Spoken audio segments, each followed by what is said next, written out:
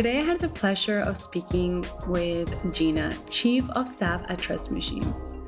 Gina was one of the first women I connected with when I first entered Web3 and Stacks, and I immediately knew that I wanted her to come on and share her perspectives and experiences. We dove into many different topics, like why decentralization is a total paradigm shift that's opening doors for many kinds of businesses, what's exciting her most about Stacks, and where she sees the Web3 space headed from here. I absolutely enjoyed this conversation, and I hope that you do too.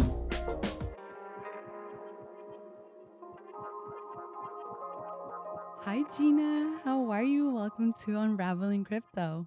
Hey, Vanessa. I'm good. How are you? I'm so excited to be here on your show. Me too. So, before we get started with anything, I'd love to start today's conversation with kind of like a grounding, like a grounding practice, which is what are you grateful for right now?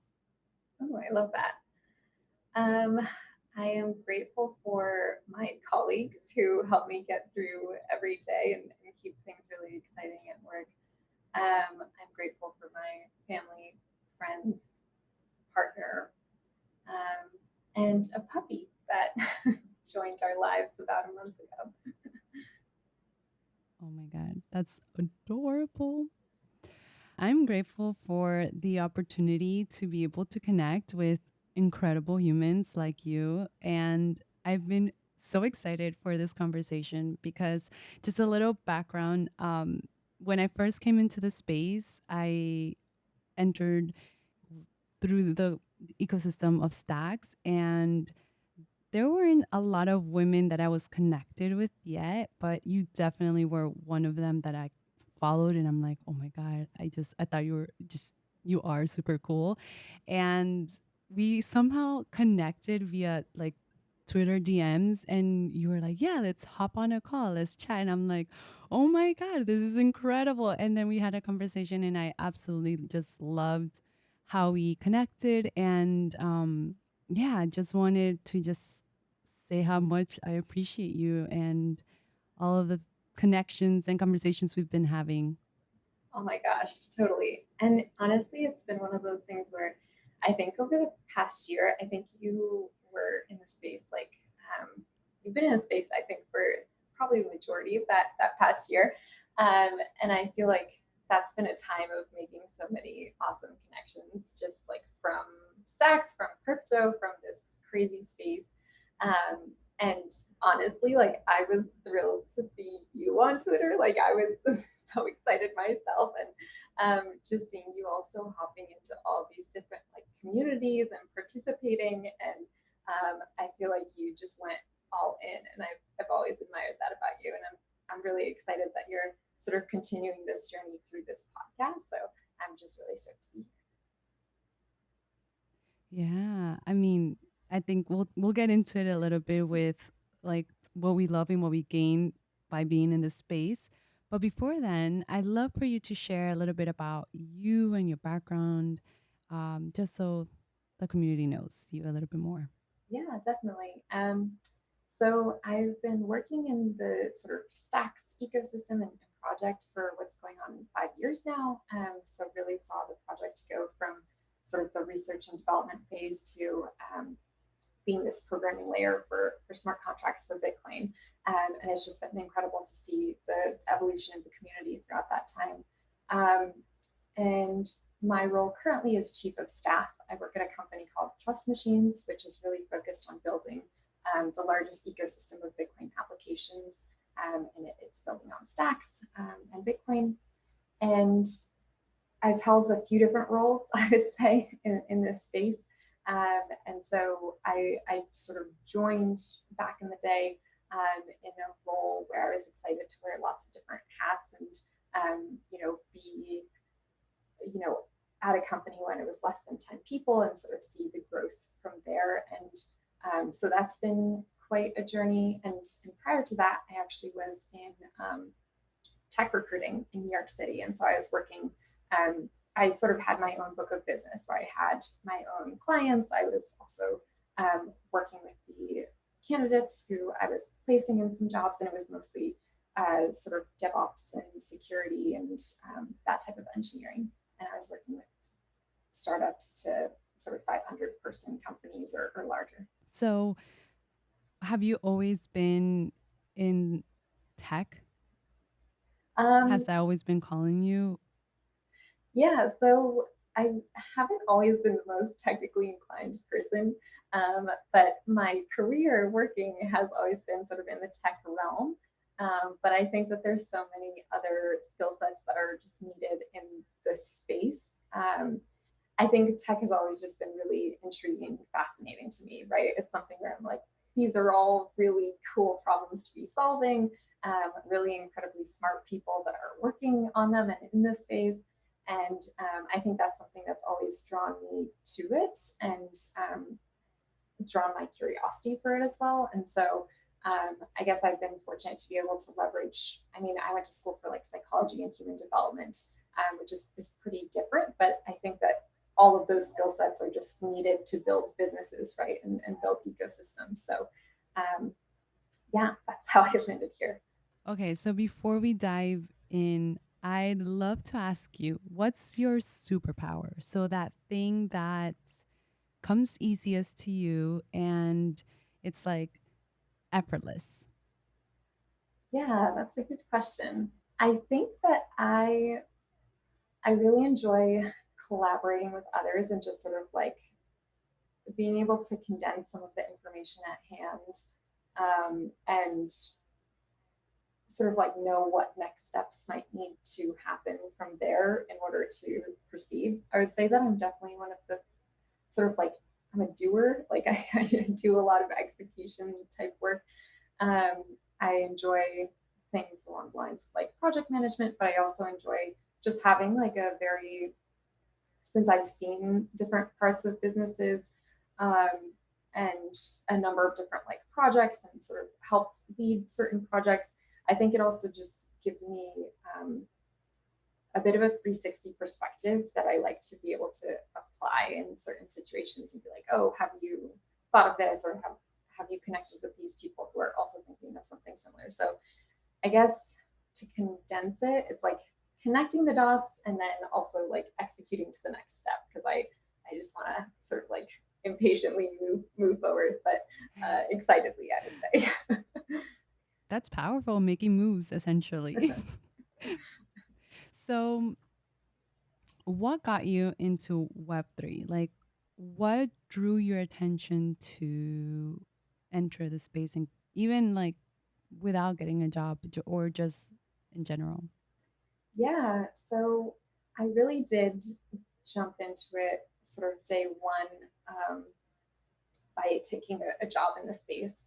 I would say that I was sort of like familiar with the concept of Bitcoin because back in college, a friend had sort of told me and some of my friends um, about it, and so we had all bought like a small amount of it. But I don't think that any of us grokked the significance of Bitcoin and what it could be. Um, and so, except for my one friend, obviously, who did very well. Yeah. And so I think the concept just sort of made sense to me. I think I grew up like reading sci-fi or futuristic type material, and so I was just like, well, obviously there's going to be like internet money, and so I definitely just like I didn't have. I think I just naturally understood that this was like the evolution sort of technology and things along those lines, but I didn't like fully grasp what that all meant and the implications, obviously, until later. Um, and I would say I went into tech recruiting just being interested in sort of like being at the forefront of problems that are being solved and like businesses that are being created. And then, I was working with a lot of like ad tech, fintech, ed tech companies in New York City.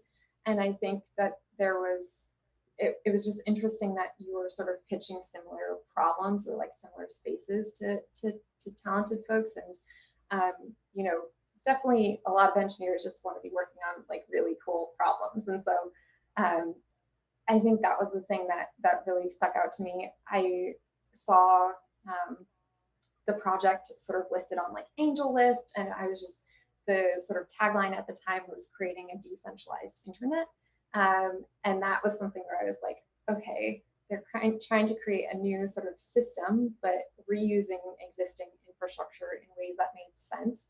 I think at the time they had sort of like a decentralized data encryption storage system on things like Dropbox, and that's called Gaia now. It's sort of part of the Stacks ecosystem.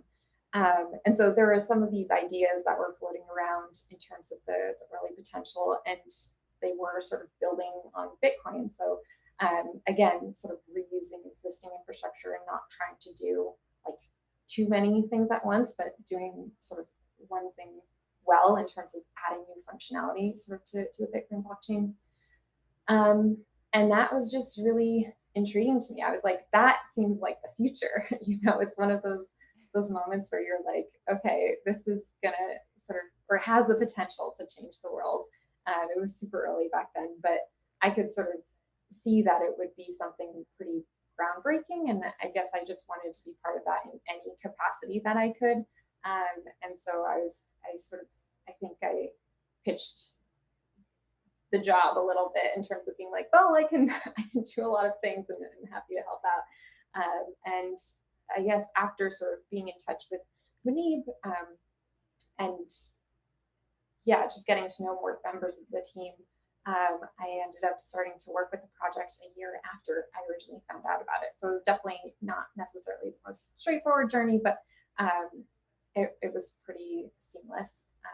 And it was really just a project that stood out to me, and I was just interested in sort of the potential for it. And I wasn't necessarily aware that it was this entire other space.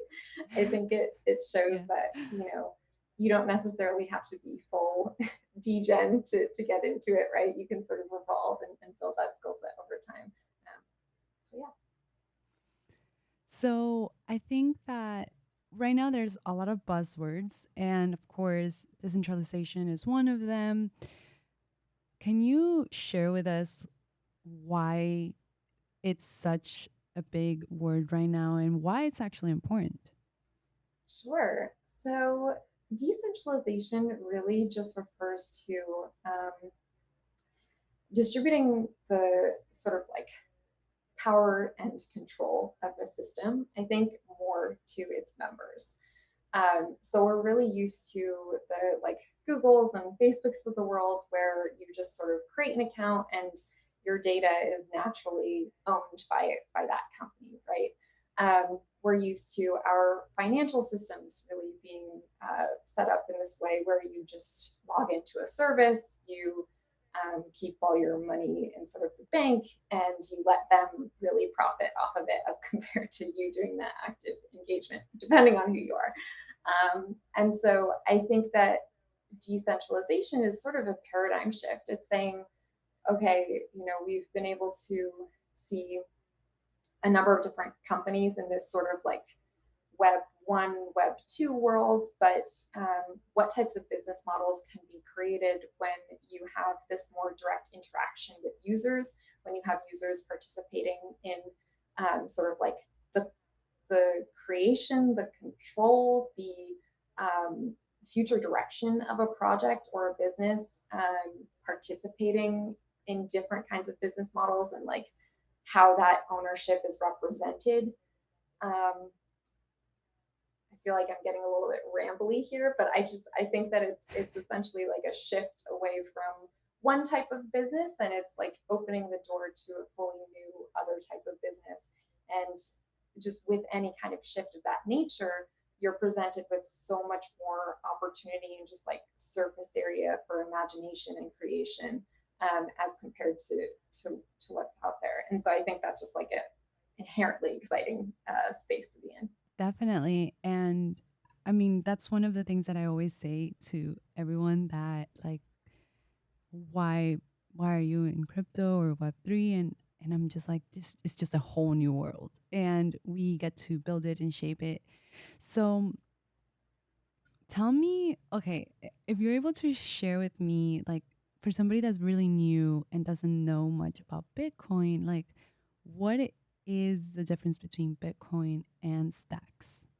Yeah. Because right now you hear there's so many different ways to enter and engage, but why is stacks awesome basically? Because I'm in love with stacks. Totally. Yeah, so Bitcoin has really sort of established itself as a store of value, and you can kind of think of it as digital gold.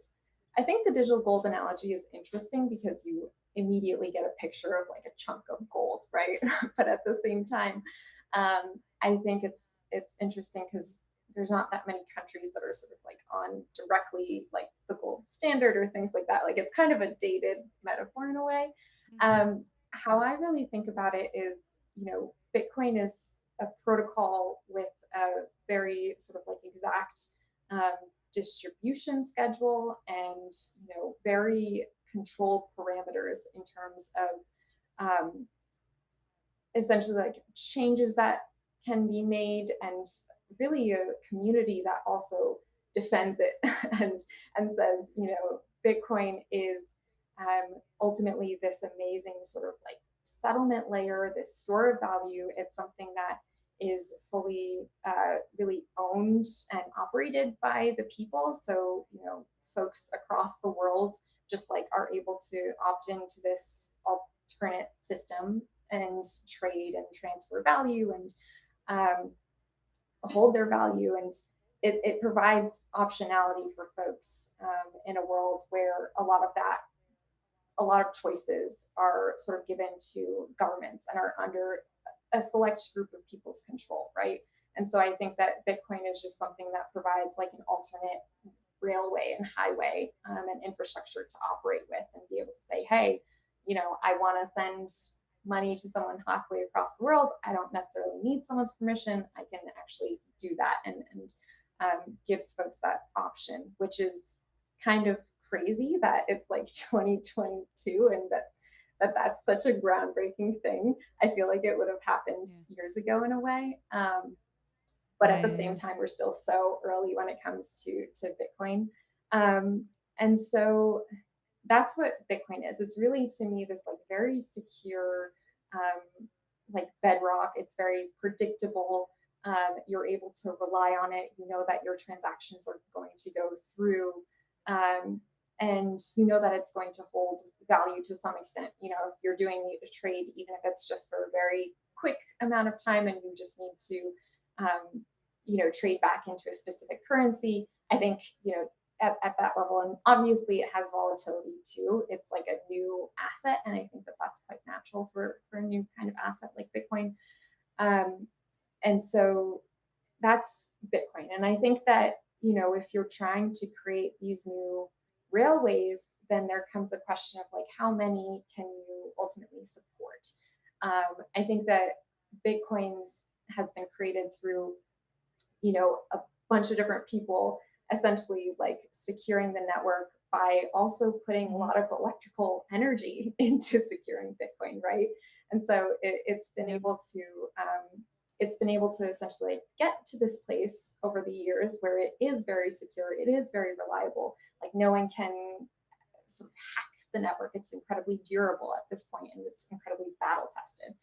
And so I think the question then becomes very naturally like once you have that kind of a sort of capital and this asset, how do you make it more of a productive asset class? And so that's I think where stocks really comes in is it's really just a programming layer to bring more productive use cases to Mhm. Bitcoin.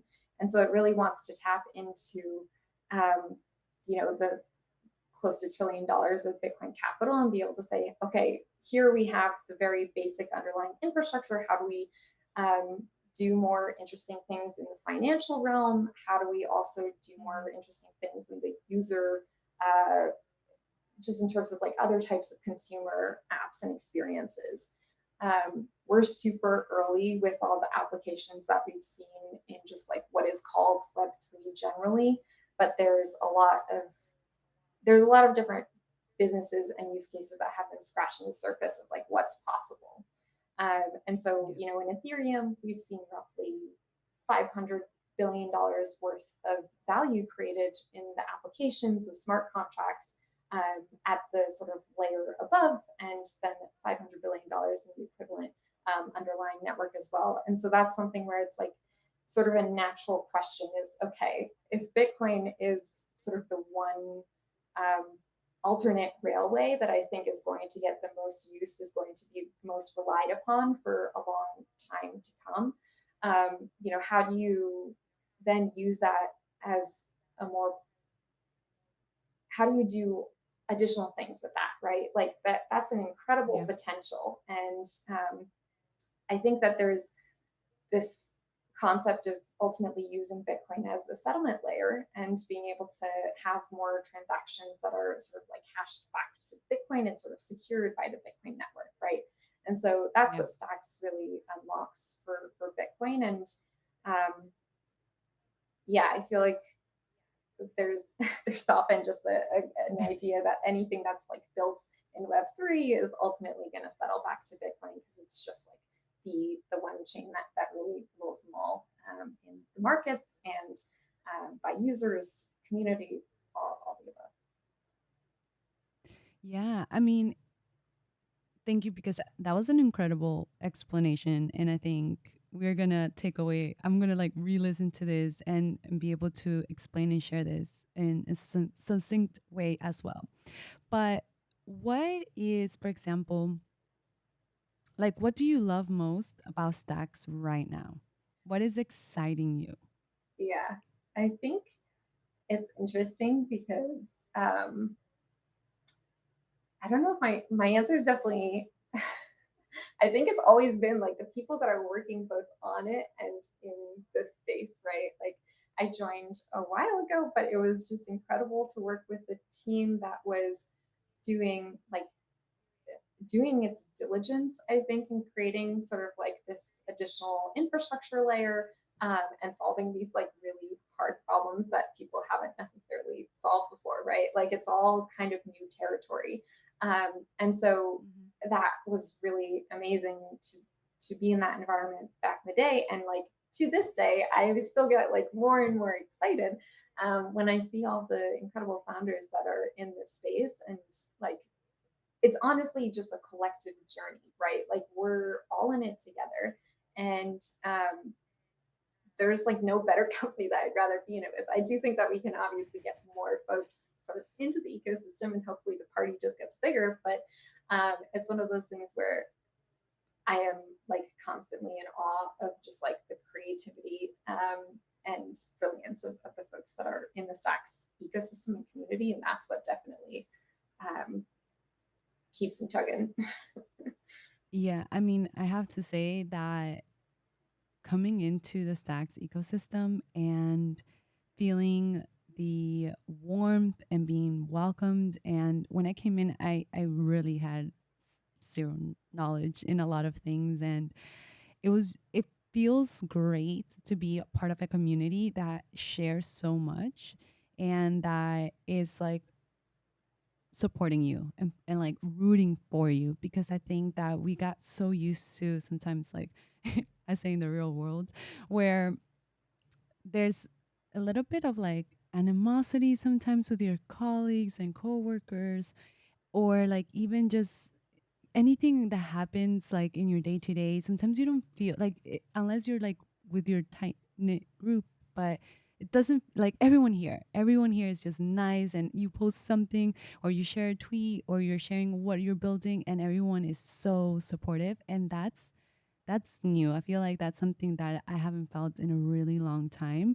And community is so important. Tell me a little bit about why is community so important to Web3? Like, has it always been that way? Or, yeah, share your thoughts.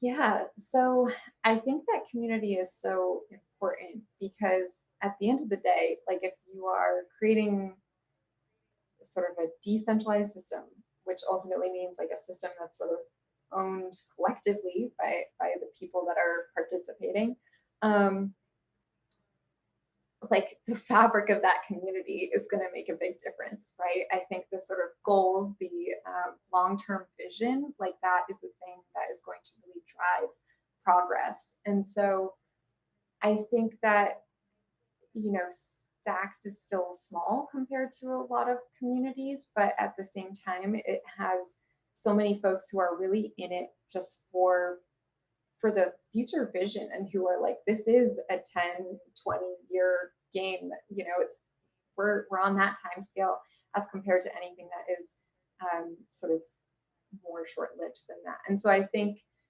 the community is just so important because it's the fabric of the project, and people who are actively participating just naturally have more responsibility in what the project does become, and also more just like agency. I think that it feels like we're still very much just rubbing the surface of what is possible here, and so I think that it also feels like there's a ton of potential for like you know opportunity and upside there if you're one of the first that is doing something that's. I think Orlando actually just said that. He was like, if you're one of the first that's doing the really hard thing, then you can potentially be rewarded for that. And I think that it's just important to be relatively like principled in terms of what you want to be doing and what you want to be spending your time on in the crypto Mhm. world, because it does feel like it Yeah. can be a shifting landscape. And um, I don't know, you hear a lot of stories of people who go into a specific project or try a specific business model out, and since it's all new, it doesn't necessarily always work out. And so I think that like having a long-term perspective and really being in it for the right reasons, in terms of being like, this is sort of a forefront of innovation, and like, how do I want to be an actor in that space. I think it just like plays a much bigger role as compared to in the web sort of 1.0 world. Like, yes, you could be a creator of a business and you could have a lot of agency there, but if you're an employee, obviously equity is great, but it's a little bit of a different model. I Mhm.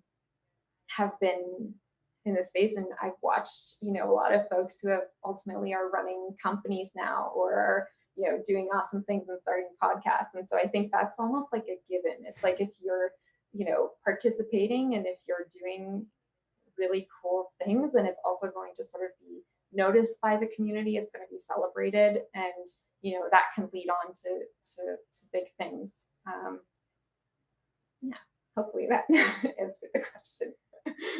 Yeah, I did. And I mean, I think you raise an important point too. And like, how, like, do your own research, right? And I hear that so often, like, do your own research, because it is risky. It's unknown territory, right? I mean, it's risky in anything that you do, whether you put your money in the bank or whether you, whatever it is. But especially because we're not used to it and it's something so new. Where do you recommend someone to start? Like, where can they start?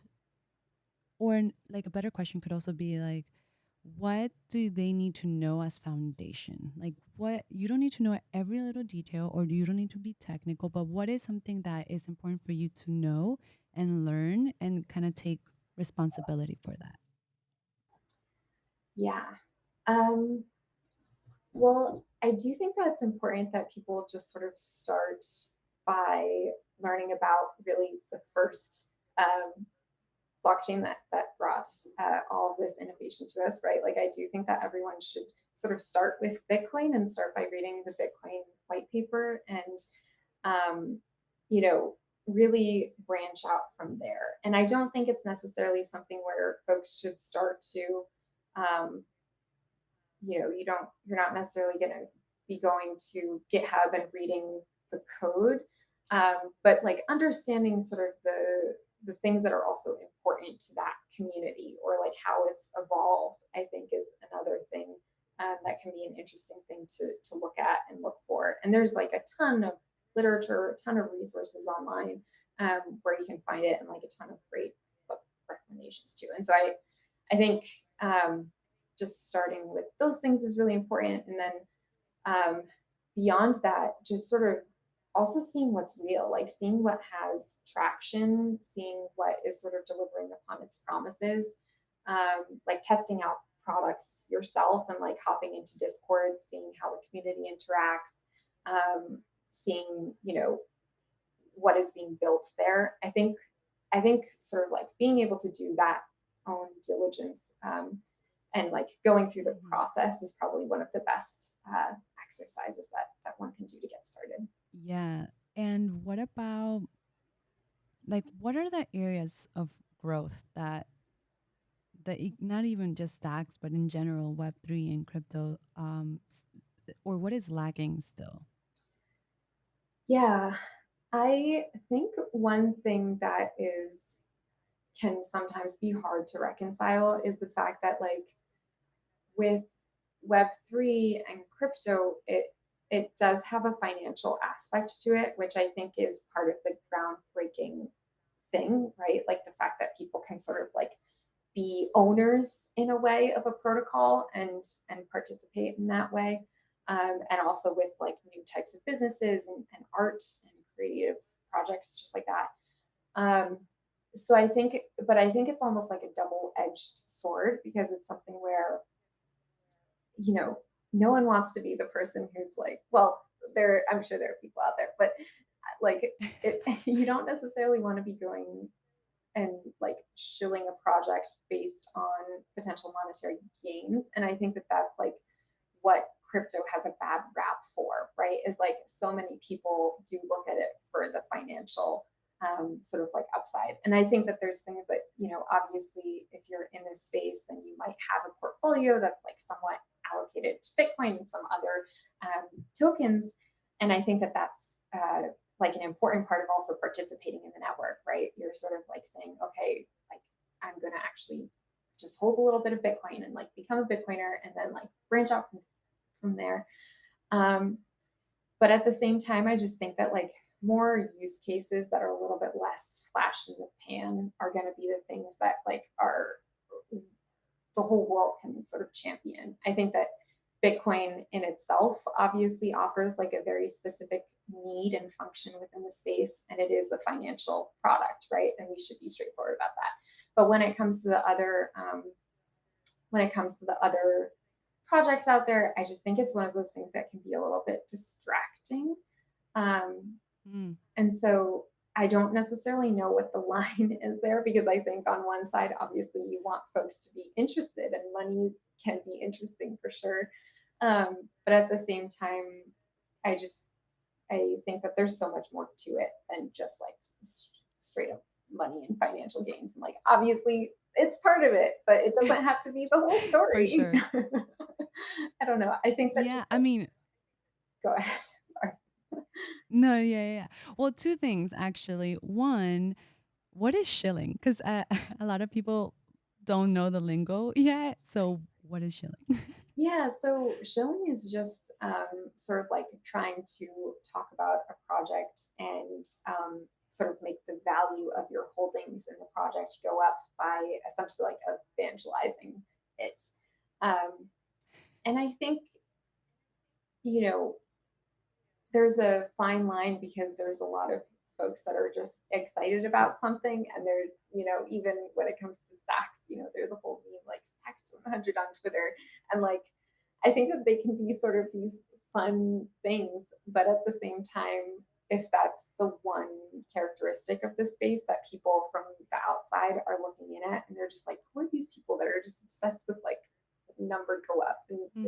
it's not as appealing as like, no, but there's actually like really groundbreaking stuff that's happening here. And it's not just about that. That's one component of literally 1,000 other parts of what makes up sort of the Web3 space. And I think that like there's really interesting, just like distributed computing problems to solve. There's really interesting like new tooling that's being created, like the thing of smart contracts and just smart contract development. Like there's so much that exists, and I don't want to like minimize the power of money within these systems because they are like part of a decentralized system is the fact that you have to actually like pay people to execute code and to sort of secure the network. And so that's obviously a core component of it.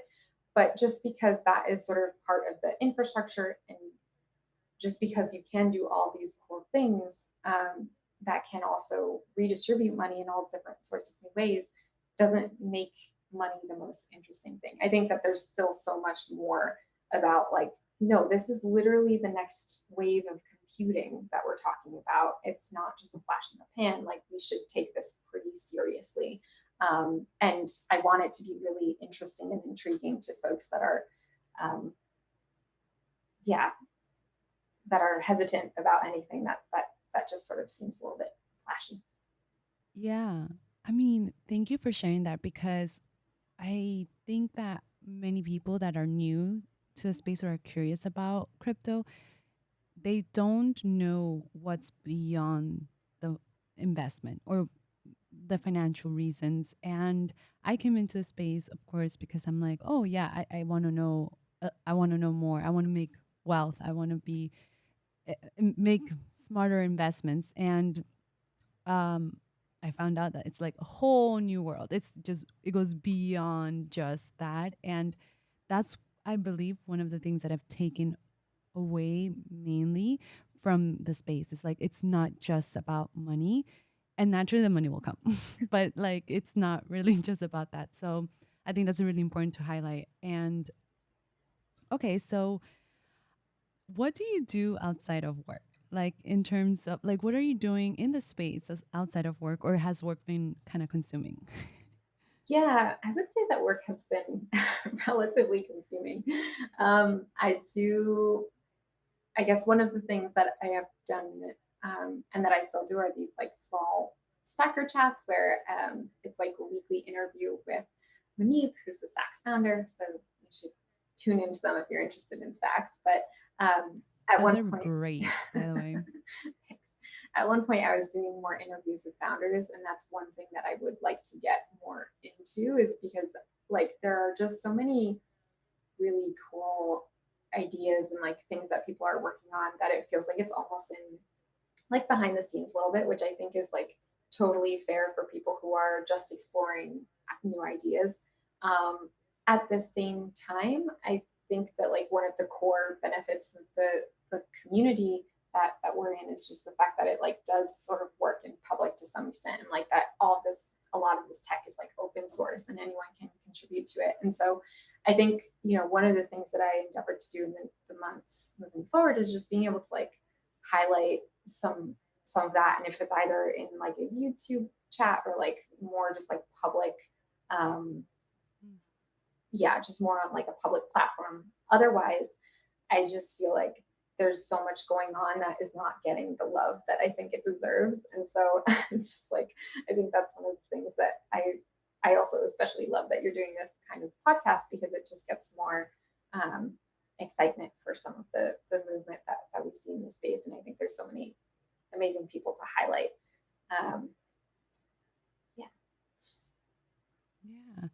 So, I want to talk a little bit about your experience in the space being a woman. Like, what has your experience been? I mean, most of the times you are surrounded by men. So, share a little bit about how it's been for you. Yeah. I I honestly would say like yes. Um, I was sort of one of the first women that was on the team, and I think that that's you obviously are just excited to have more women on the team. And I think when it comes to like stacks specifically, it's one of the like one project that I think does relatively well, and has like a number of women founders who are really incredible.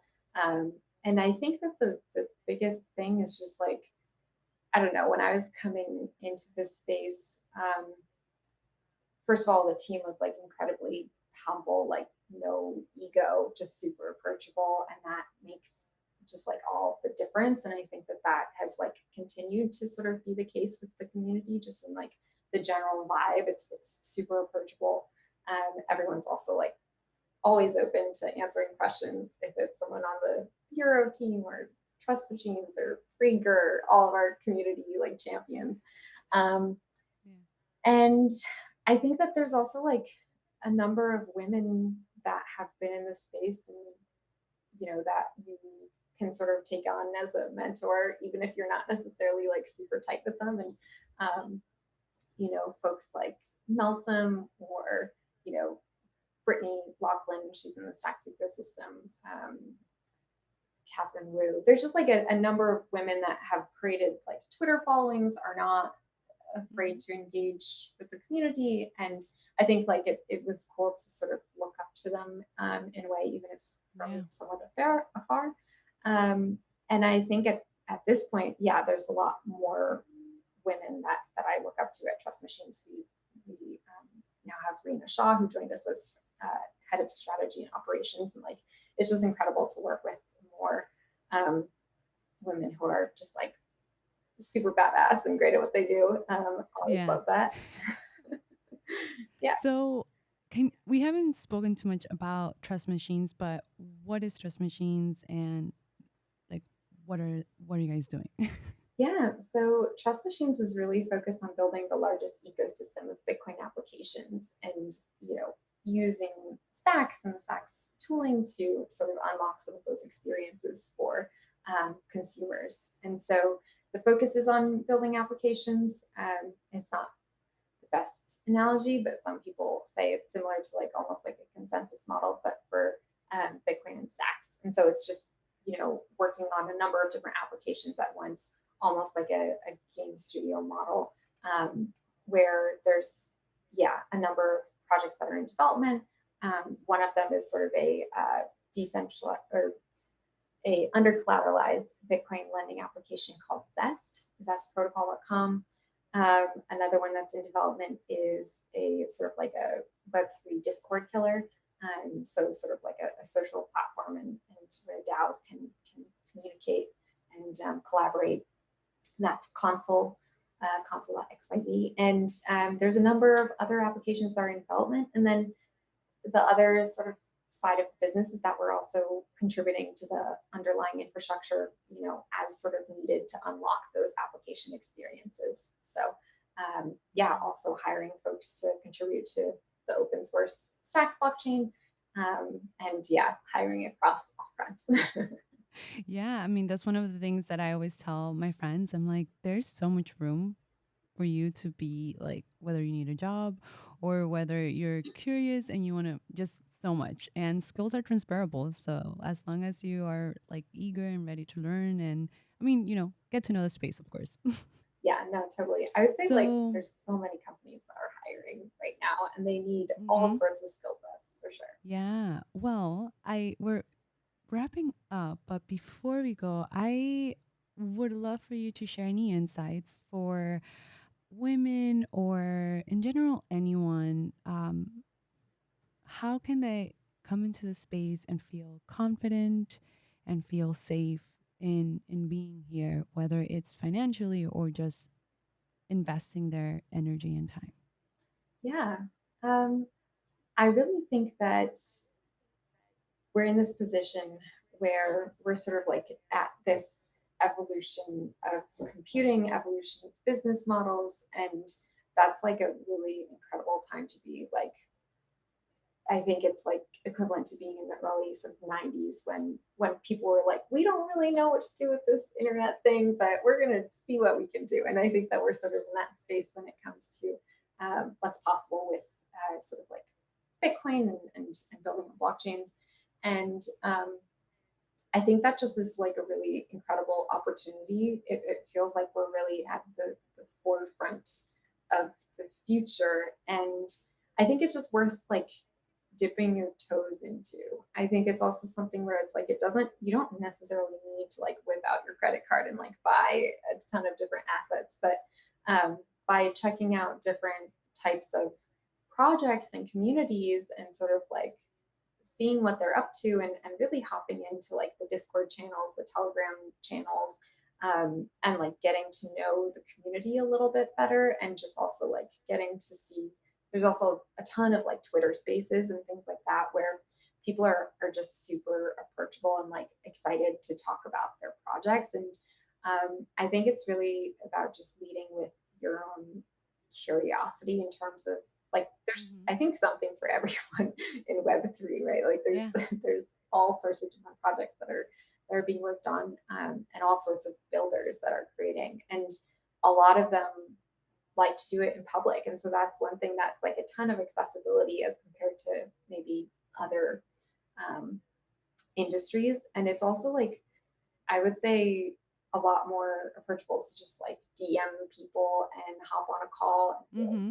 what are you up to? Like, what do you need help with? And just learning a little bit more. And yeah, I would say like just don't there's nothing stopping you. I think that like again, sort of from the outside looking in, it can seem a little bit intimidating, but once you see just like how friendly everyone is, I think it's something that you might be interested in lingering in. Yeah, I 100% agree. Okay, so I want to do a lightning round. So it's a series of questions that you can answer as fast and succinct as possible. I can't talk. So, are you ready? Right. Okay. What's your favorite book? Ooh, favorite book. Honestly, the book that's coming to mind is a book called Pond. I don't have the author on, but it's just like it's like a very, it's sort of a novel, but sort of poemish. And I feel like it just, Hmm. I loved the like, We'll look it up and put it in the show notes. not crypto related at all. That's okay. So, one piece of advice to that you want to share with the world right now. um,